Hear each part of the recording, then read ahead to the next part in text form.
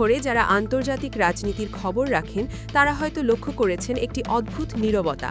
পৃথিবীর সবচেয়ে অপ্রত্যাশিত নেতাদের একজন, যিনি সাধারণত কোনো বড় ঘটনা ঘটলে প্রথম সারিতে থেকে মন্তব্য করেন, তিনি এবার অদ্ভুতভাবে চুপ ছিলেন। পুরো 3টি দিন ইরানের মাটিতে ইসরায়েল ও যুক্তরাষ্ট্রের যৌথ হামলার পর পিয়ংইয়ং থেকে কোনো শব্দ আসেনি।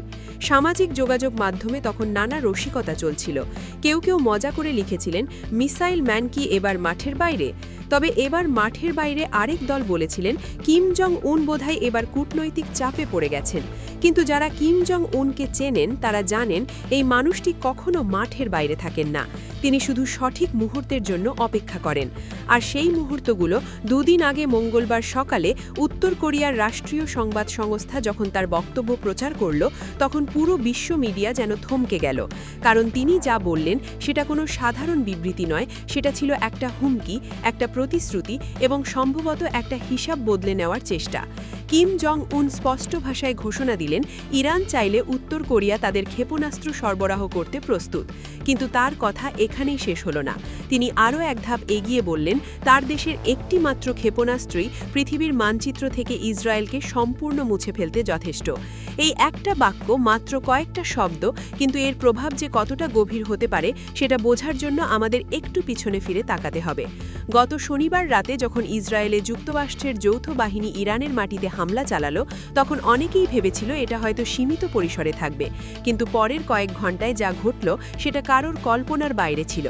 তেহরান থেকে ইস্পাহান, সিরাজ থেকে তাবরিজ, একের পর এক শহরে আঘাত হানল মিসাইল আর ড্রোন। ইরানের বিমান প্রতিরক্ষা ব্যবস্থা যতটা সম্ভব প্রতিরোধের চেষ্টা করল, কিন্তু সব আটকানো সম্ভব হলো না।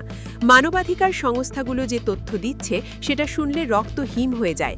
গত 28 ফেব্রুয়ারি থেকে শুরু হওয়া এই হামলায় এখন পর্যন্ত 1000-এরও বেশি মানুষ প্রাণ হারিয়েছেন। এর মধ্যে শুধু সামরিক ব্যক্তিই নয়, আছেন সাধারণ নাগরিকও, আছেন শিশু। সেই শিশুরা যারা হয়তো জানেনই না ইরান আর ইসরায়েলের মধ্যে কি দ্বন্দ্ব চলছে। তারা শুধু জানত তাদের বাড়ির কথা, তাদের স্কুলের কথা এবং তাদের খেলার মাঠের কথা। সেই মাঠগুলো এখন ধ্বংসস্তূপ। এমন একটা পরিস্থিতিতে কিম জং উনের এই ঘোষণা এলো বজ্রপাতের মতো। কিন্তু প্রশ্ন হলো, তিনি কি সত্যিই এটা করবেন, নাকি এটা শুধুই মুখের কথা? এই প্রশ্নের উত্তর খুঁজতে গেলে আমাদের বুঝতে হবে উত্তর কোরিয়া ও ইরানের সম্পর্কের গভীরতা কতটা। অনেকেই জানেন না যে এই দুই দেশের মধ্যে সামরিক সহযোগিতার ইতিহাস বেশ পুরনো। 80-র দশক থেকে শুরু করে আজ পর্যন্ত পিয়ংইয়ং এবং তেহরান নানাভাবে একে অপরকে সাহায্য করে আসছে। ইরানের ব্যালিস্টিক মিসাইল প্রোগ্রামে উত্তর কোরিয়ার প্রযুক্তির ছাপ স্পষ্ট। শেহাব সিরিজের মিসাইলগুলির সাথে উত্তর কোরিয়ার নতুন মিসাইলের মিল দেখলে বোঝা যায় এই সম্পর্কটা কতটা নিবিড়। কিন্তু এবার ব্যাপারটা একটু অন্যরকম। কিম জং উন সরাসরি বলেছেন তিনি ক্ষেপণাস্ত্র দেবেন। এটা শুধু প্রযুক্তি হস্তান্তর নয়, এটা সরাসরি অস্ত্র সরবরাহের কথা। এবং এই অস্ত্র যদি ইরানের হাতে পৌঁছায় তবে মধ্যপ্রাচ্যের পুরো সামরিক ভারসাম্য বদলে যেতে পারে। উত্তর কোরিয়ার মিসাইল সক্ষমতা নিয়ে পশ্চিমা গোয়েন্দা সংস্থাগুলো বছরের পর বছর ধরে গবেষণা করছে। তাদের হওয়াসং সিরিজের মিসাইলগুলো এখন এতটাই উন্নত যে সেগুলো তাত্ত্বিকভাবে যুক্তরাষ্ট্রের মূল ভূখণ্ডে আঘাত হানতে সক্ষম। এমন একটা দেশ যদি ইরানকে সরাসরি ক্ষেপণাস্ত্র দেয়, তাহলে ইসরায়েলের জন্য পরিস্থিতি কতটা জটিল হতে পারে সেটা সহজেই অনুমেয়। এখন প্রশ্ন হলো, কিম জং উন কেন এই সময়ই ঘোষণা দিলেন? এর পেছনে কয়েকটা কারণ থাকতে পারে। প্রথমত, উত্তর কোরিয়া দীর্ঘদিন ধরে যুক্তরাষ্ট্রের অর্থনৈতিক নিষেধাজ্ঞার মুখে আছে। এই নিষেধাজ্ঞা তাদের অর্থনীতিকে পঙ্গু করে দিয়েছে। ইরানের সাথে অস্ত্র ব্যবসা তাদের জন্য একটা বিকল্প আয়ের পথ হতে পারে।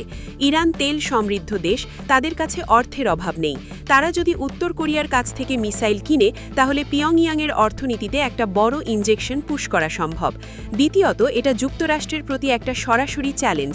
ওয়াশিংটন বছরের পর বছর ধরে উত্তর কোরিয়াকে একঘরে রাখার চেষ্টা করছে, কিন্তু কিম জং উন এই ঘোষণার মাধ্যমে দেখিয়ে দিলেন যে তিনি এখন বিশ্ব রাজনীতিতে একজন গুরুত্বপূর্ণ খেলোয়াড়। তাকে উপেক্ষা করার সুযোগ নেই। তৃতীয়ত, এটা চীন ও রাশিয়ার প্রতি একটা বার্তা হতে পারে। এই দুই দেশ উত্তর কোরিয়ার এই ঐতিহ্যবাহী মিত্র, কিন্তু সম্প্রতি তারা কিম জং উনের কিছু পদক্ষেপে অসন্তুষ্ট ছিল। এই ঘোষণার মাধ্যমে তিনি হয়তো দেখাতে চাইছেন যে বেইজিং মস্কোর সমর্থন ছাড়া তিনি তার নিজের পথে এগিয়ে যেতে সক্ষম। কিন্তু এই ঘোষণার প্রতিক্রিয়ায় কি হচ্ছে বিশ্বজুড়ে? যুক্তরাষ্ট্র স্বাভাবিকভাবেই ক্ষুব্ধ। পেন্টাগন থেকে বলা হচ্ছে এই ধরনের হুমকিকে তারা অত্যন্ত গুরুত্বের সাথে নিচ্ছে। যদি উত্তর কোরিয়া সত্যি ইরান ক্ষেপণাস্ত্র সরবরাহ করে, তাহলে এর পরিণতি ভয়াবহ হবে। কী সেই পরিণতি সেটা অবশ্য তারা স্পষ্ট করে বলেনি। তবে সামরিক বিশ্লেষকরা মনে করছেন এমন পরিস্থিতিতে যুক্তরাষ্ট্র উত্তর কোরিয়ার বিরুদ্ধে আরও কঠোর পদক্ষেপ নিতে পারে। ইসরায়েলের প্রধানমন্ত্রী নেতানিয়াহু এখনও পর্যন্ত সরাসরি কোনো বিবৃতি দেননি, তবে তেল আবিবের সামরিক বিশ্লেষকরা বলছেন এই হুমকিকে তারা হালকাভাবে নেওয়ার কোনো সুযোগ নেই। ইসরায়েলের কাছে যদি আয়রন ডোম এবং এয়ার মিসাইল ডিফেন্স সিস্টেম আছে, কিন্তু উত্তর কোরিয়ার উন্নত মিসাইল মোকাবিলা করা সহজ হবে না। ইরানের পক্ষ থেকে এখনও কোনো আনুষ্ঠানিক প্রতিক্রিয়া আসেনি। তেহরান হয়তো এই মুহূর্তে অপেক্ষা করছে, তারা দেখতে চাইছে পশ্চিমা বিশ্ব কিভাবে সাড়া দেয়, তারপর তারা সিদ্ধান্ত নেবে কিম জং উনের এই প্রস্তাব গ্রহণ করবে কিনা। এদিকে মধ্যপ্রাচ্যের অন্যান্য দেশগুলোতে আতঙ্ক ছড়িয়ে পড়েছে। সৌদি আরব, সংযুক্ত আরব আমিরাত, কাতার এই দেশগুলো ইরান ও ইসরায়েলের মধ্যবর্তী অবস্থানে আছে।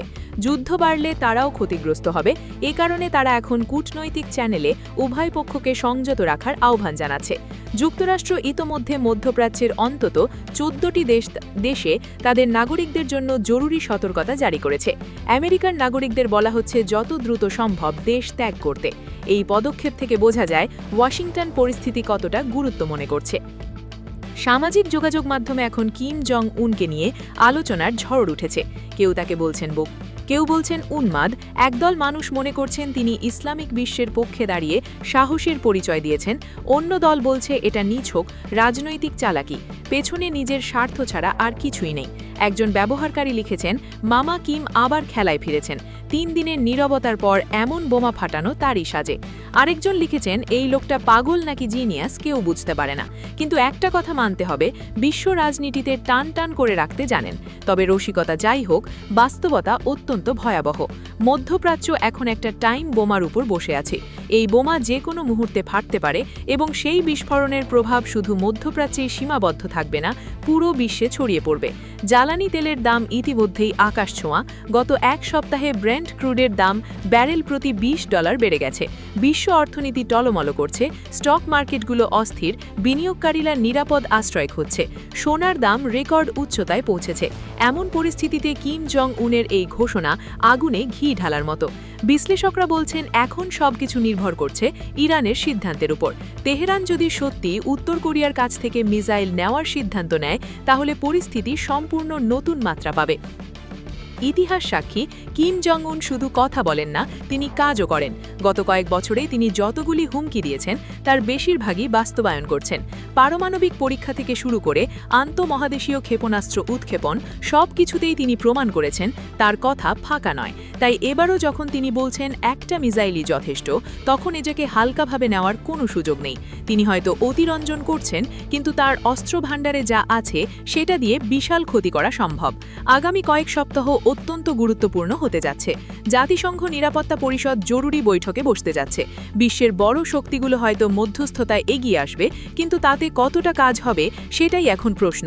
একটা কথা স্পষ্ট, মিসাইল ম্যান কিম জং উন আবার খেলায় ফিরেছেন এবং এবারের খেলায় বাজি অনেক বড়। মধ্যপ্রাচ্যের ভাগ্য এখন ঝুলছে অনিশ্চয়তায়, আর পৃথিবী অপেক্ষা করছে পরবর্তী পদক্ষেপ কী হবে। তো বন্ধুরা, আজকের ভিডিও এখানেই শেষ। ভিডিওটা ভালো লাগলে অবশ্যই লাইক দিন, খবর রূপান্তর HD চ্যানেলটি সাবস্ক্রাইব করুন আর নিচে কমেন্ট করে জানাবেন আপনার মতামত। আবার দেখা হবে পরের ভিডিওতে। আল্লাহ হাফেজ।